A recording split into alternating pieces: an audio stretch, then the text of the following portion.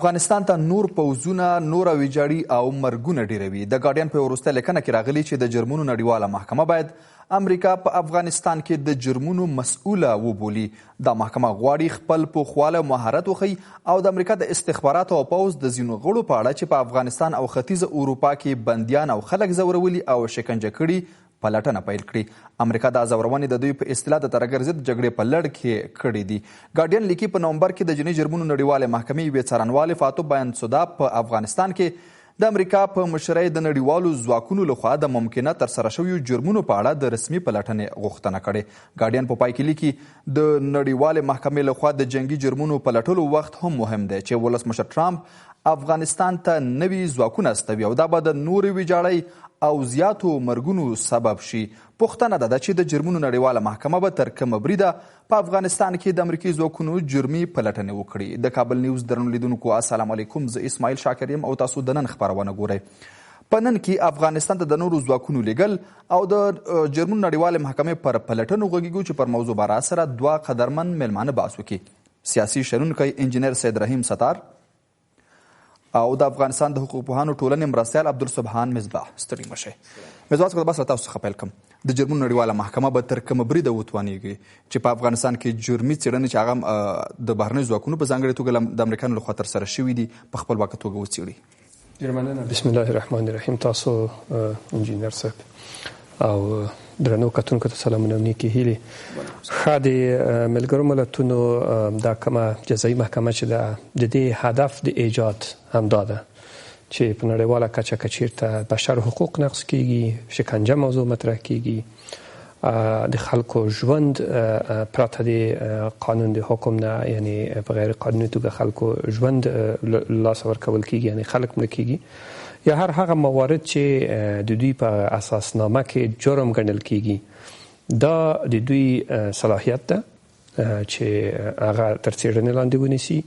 او هر هغه څوک چې که هغه هیوادونه وسی او که مخالفین وسی، که هغه امریکا وسی، که هغه د افغانستان حکومت وسی، که هغه طالبان وسی، داعش وسی، هر ډله چې وسی، دا د دوی حقوقي صلاحیت ده چې دوی تر څېړنې لاندې ونیسي، دا په ګوته کړي او ترڅو دغه د عدالت موضوع په نړیواله کچه باندې مطرح شي.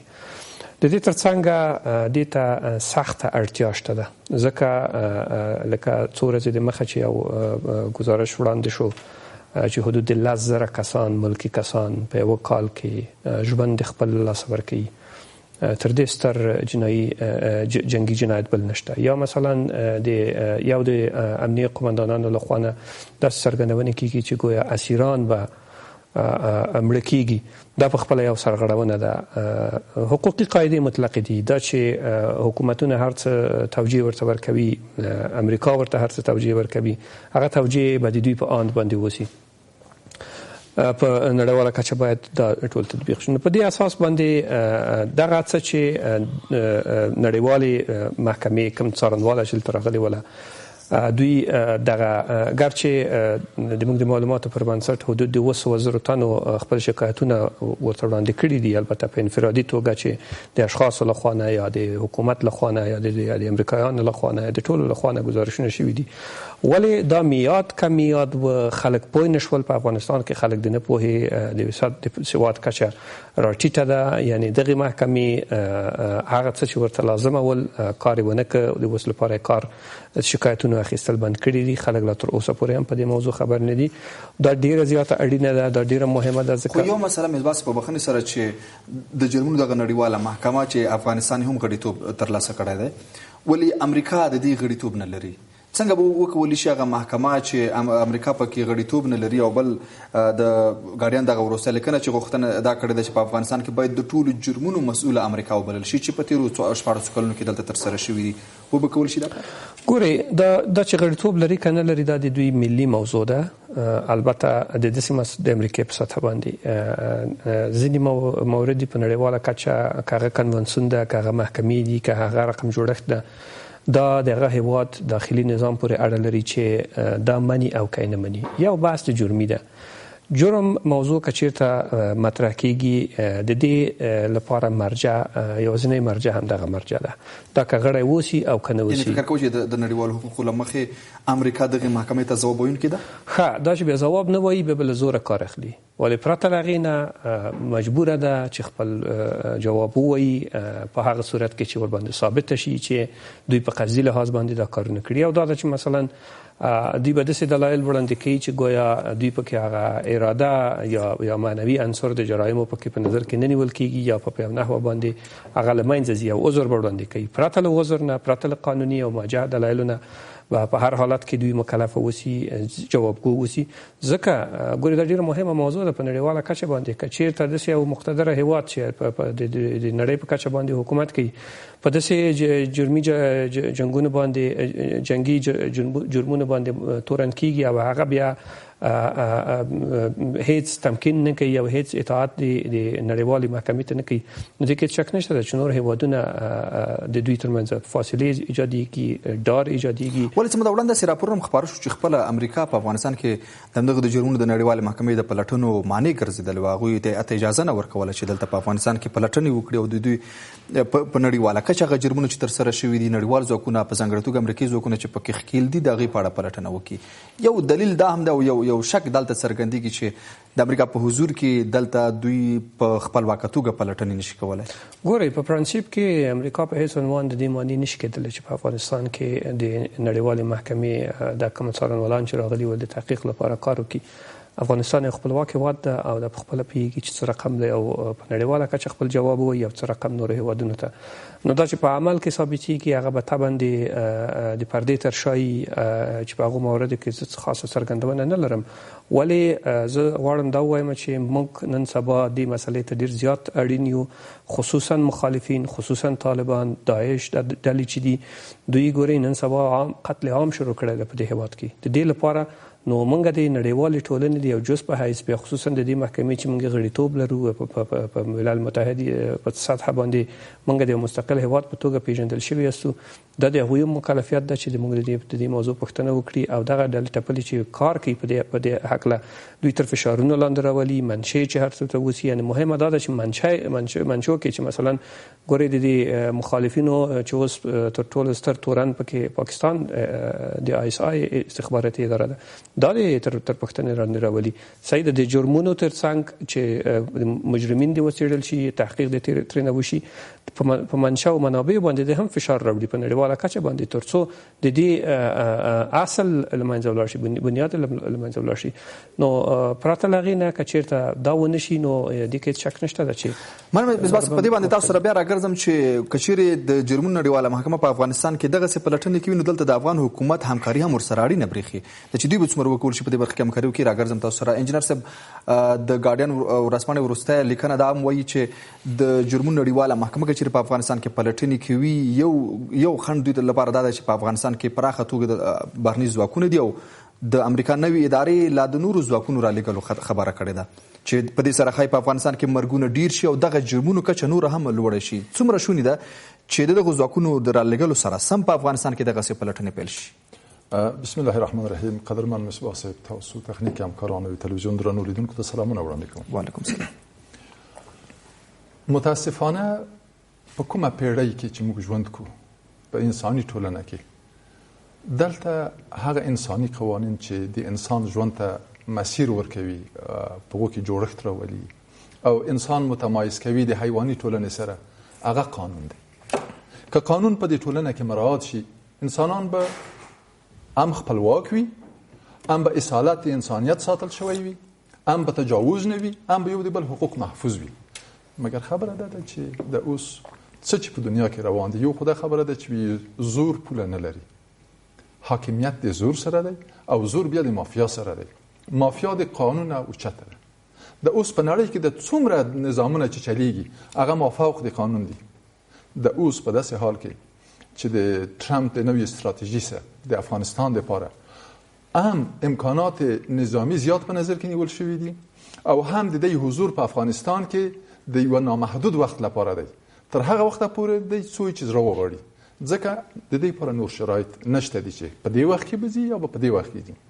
او د سګنی کال لپاره دوی د افغانستان د جګړې لپاره 15 بلیون ډالر یا میلیارډ ډالر تخصیص کړي دي.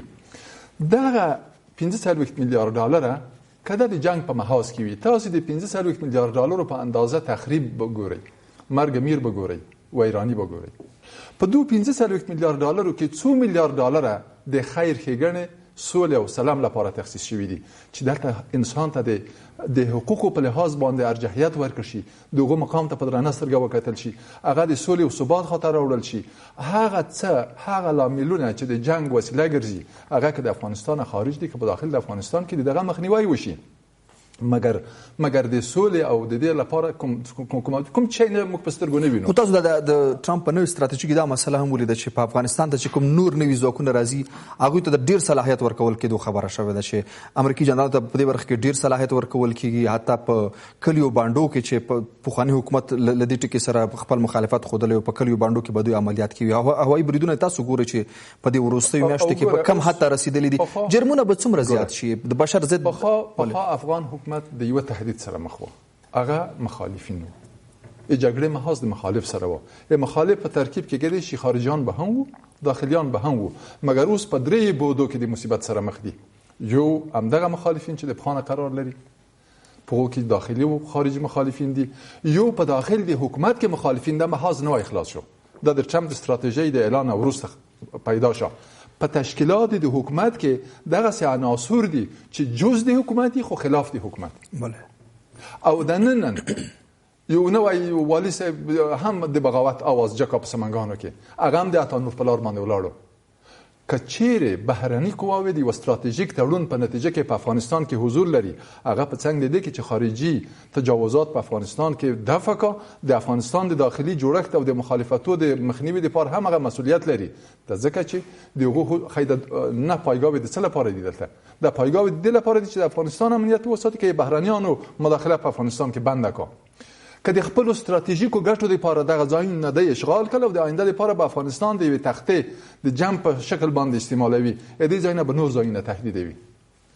دغه زیادت بودجه د جنگ لپاره او کومه استراتیژي چې ده، موږ د هغه ورځې نه چې د اګست په آخر کې ټرمپ خپل استراتیژي د افغانستان لپاره اعلان کړې ده، موږ ښه شی نه دی لیدلی. موږ په داخل د افغانستان کې هغه مراکز چې لږ څه په امن کې ژوند کا، کانټیننټل هوټل د افغانستان د بهر په حد کې د حیثیت یو سمبول و. خارجي مېلمه راته هلته شپې تېرولې، هغه ناامنه شو، هغه بې اعتباره شو.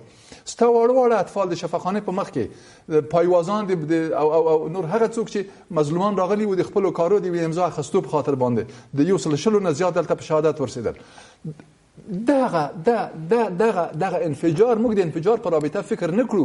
د انفجار ولې وشو، دومره خلک مړه کړل. موږ په دې رابطه باندې باید فکر وکړو دغه کوم ځای نه پلان شوی دی، ولې تر دغه ځای پورې راورسېده. دې لاملونه باید پیدا کړو، که دا د بهر نه دی که دا د داخل نه دی. فکر کوئ چې اوس نړیواله محکمه په همدې اخته ده چې په افغانستان کې د طالبانو، داعش، د افغان پوځ هغه جرمي کړنې چې دلته ترسره شوي دي هغه هم وپلټي او د امریکایي ځواکونو هم وپلټي؟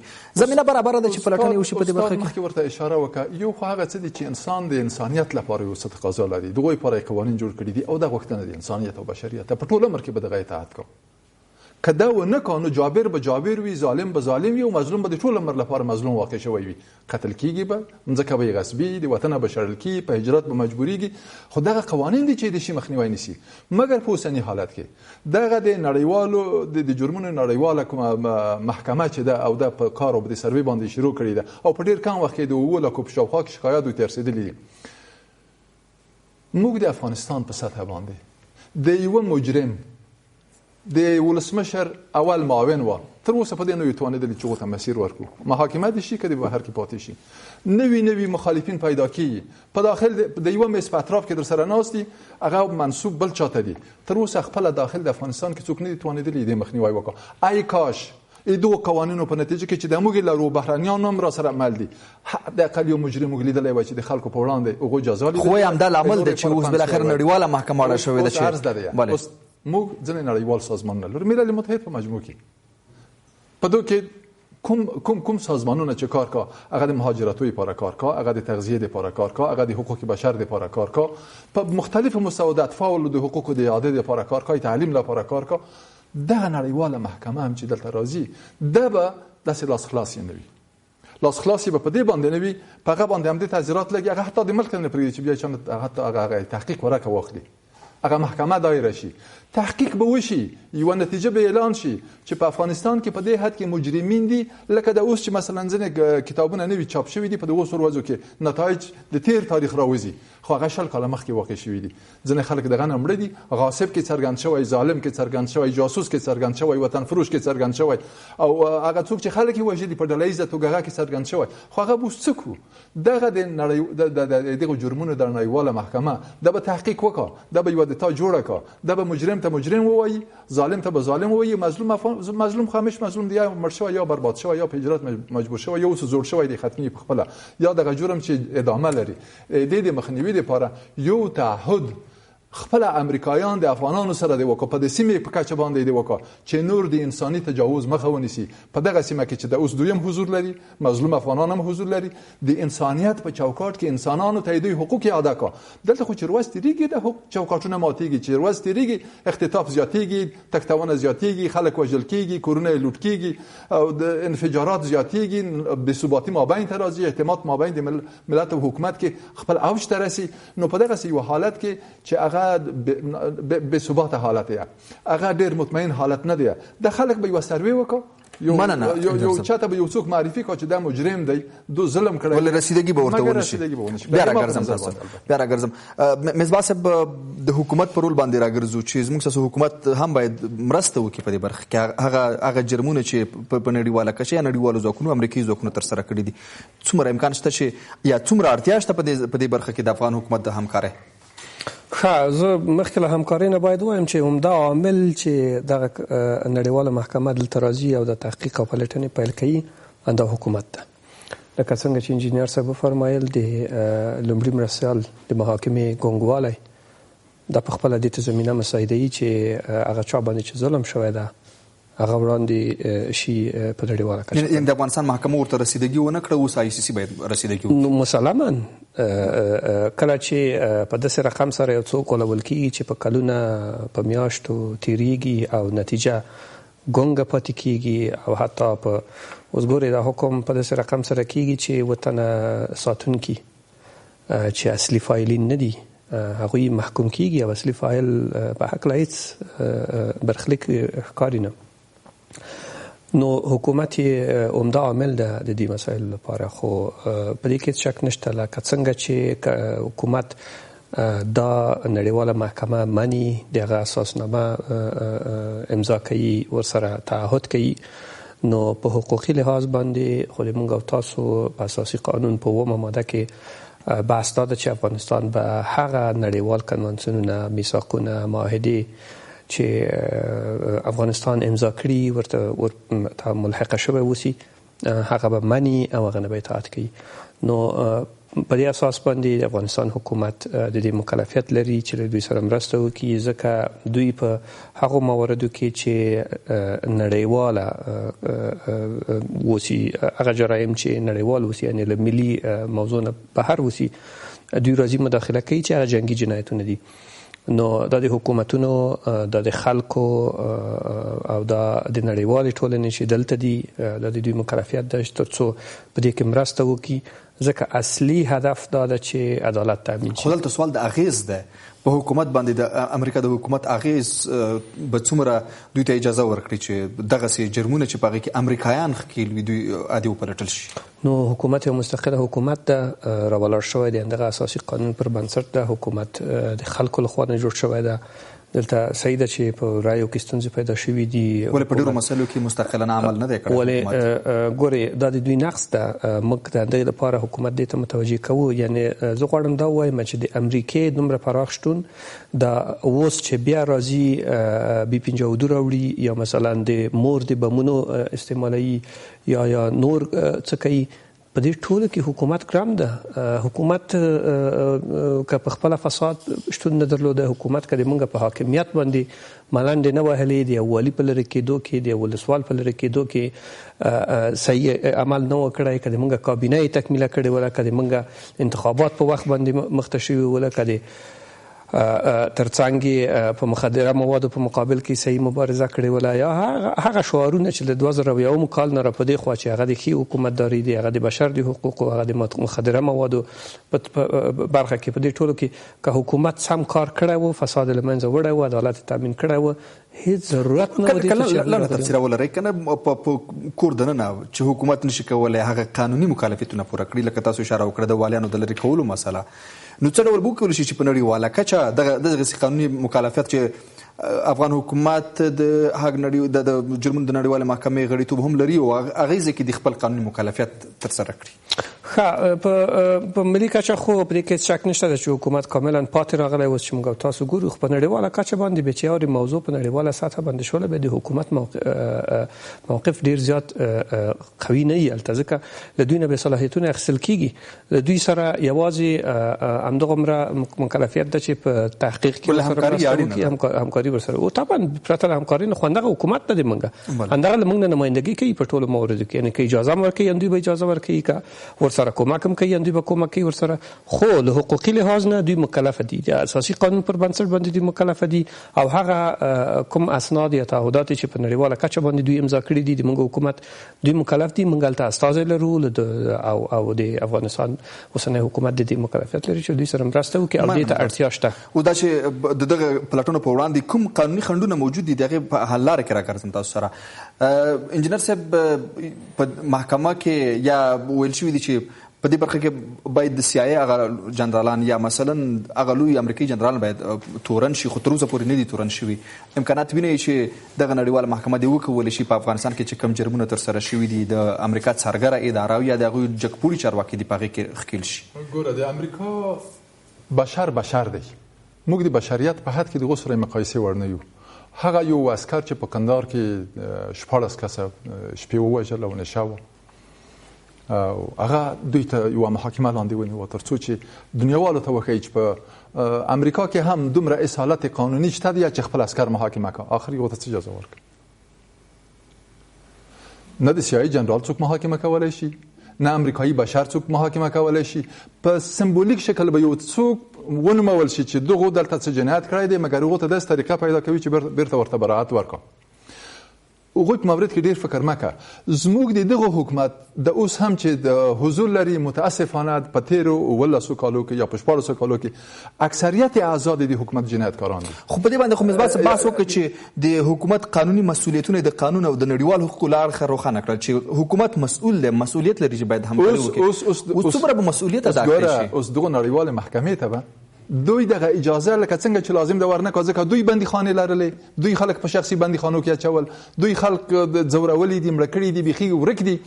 دوی دغسې پروتوکولونه د خارجیانو سره امضا کړي دي چې سمتونه یې ورته معلوم کړي دي چې ولاړ شي دغه خلک ووژني، په سپیو یې وخوړل، ښځې یې بې آبه کړې، کورونه یې ورته رنګ کړل. همدغه څه دي چې زموږ د حکومت ځینې کسان پکې ښکېل. اوس هغه وخت تیر شوی دی، څه ضمیرونه که په حرکت باندې راځي، همدغه کسان چې په خواهی د خپلو امکاناتو و امتیازاتو نه غصب د قانون کړی، تخطی د قانون یې کړی او په خلکو سره یې ظلم کړی، انشاءالله العزیز یو حرکت شروع کیږي او همدغه به یې پیلامه وي چې د خلک راټول کا، دوی هم راټول کا، دغه امکانات هم ورنه واخیستل شي، ځکه د مجرمین دي او ظلم یې کړی. دغه حرکت لکه مخه ستاسو نظر په کور دننه پیلېږي یا په نړیواله کچه؟ په دواړو کچو. دلته هم خلک زه یو شی بل یو اطمینان درکوم، دغه ملت چې د اوسې ته لري د 18 کاله مخکې یا 18 کاله مخکې ملت نه دی. دغه تېره هفته یو اعلان وشو چې 1 میلیون کسان موږ په کابل کې راټولوي، د حکومت تخته چپه کوو. البته په پارک هغه کې د شرنو په پارک ولا یو څو دغه د کڼاخي په دغه ونو کې او یو څو هغه ژورنالیستان چې کوم فلم واخلي، 10 کسان وراټل شو، میلیون په لاس بدن نشو. دې معنا ده اته ځوان اوس با شعور شوی، احساس پیدا کړی، څوک د چپ خاطر ځان نه وژني، څوک د ژبې او سمت په نامه باندې نور دغه جهالت قرباني کوي، لکه موږ چې په دغه تیرو څو کالو کې په داسې بلا ککړ کړي چې همدومره نه لازیات کالونه پکار دي چې بیرته د انسانیت معراج موږ ورته ورسو. نو موږ امیدوار یو څه وشي. راګرځم په حل لارو کې تاسو ته مصباح صاحب باز په دې راټول کو چې اوس خو په افغانستان کې بيخي ضروري شوی ده چې دلته چې هر چا د بشر ضد جنایت کړی دی، هغه امریکایان دي، هغه موږ خپل پاوز دی یا طالبانو یا داعش تر سره کړی دي، باید دغه پلټنې وشي په دې برخه کې. اوس په دې برخه کې خنډونه څه ډول باید لري شي؟ هغه خنډونه چې ورته شته پر وړاندې ډېر لنډ راته ووایه. ګورئ عدالت یو ضروري موضوع ده. عدالت د پلی شي او د دې عدالت لپاره که کوم خنډ په هر سطح باندې وسی تر ټولو مهمه موضوع یې د یو قوي ارادې شتون ده چې د سیاسي اراده د حکومت په دې باندې استواره شي چې هو واقعا دغلته ظلم ده، دغلته نقض د بشر د حقوقو ده او په باندې ترڅنګ له حقوقي لحاظ نه د 9 ماده د اساسي قانون پر بنسټ باندې د افغانستان د حکومت مکلفیت ده چې د نړیوالو سطح باندې هغه چې دوی امضا کړي دي لکه نړیواله محکمه سره دوی تعهدات کړي دي نو دوی مکلف دي چې دوی سره مرسته وکړي او د دې سخت اړتیا ده. مننه. او انجنیر صاحب تاسو د باس د جنبندي او د باس د نتیجې په توګه یو جمله راته ووایئ څه کول پکار دي؟ دا نړیوال حرکت د افغانانو په ګټه دی. جنایتکاران به افشا کیږي، محاکم به ژوندي کیږي او د راتلونکي لپاره یو زیری په دې خاطر باندې دی که د افغانستان حکومت کمک ورسره وکړي ونه کا هغه جنایتکاران، هغه ظالمان چې د افغانستان په سرنوشت لوبې کړي، ظلم یې کړی، وحشت یې کړی، هغه به ملت هم ښکاري، نړیوالو ته هم ښکاري وي او هغه امکانات چې دوی په ناجایزه توګه لاسته راوړي ان شاء الله به ډیره مننه. کور مدان چې راغله په موضوع مر سره بحث وکړه. ګران لیدونکو تاسو ډیره مننه چې تر دې د موضوع زموږ ملتیا کوله. تر بیا مو الله مل شه.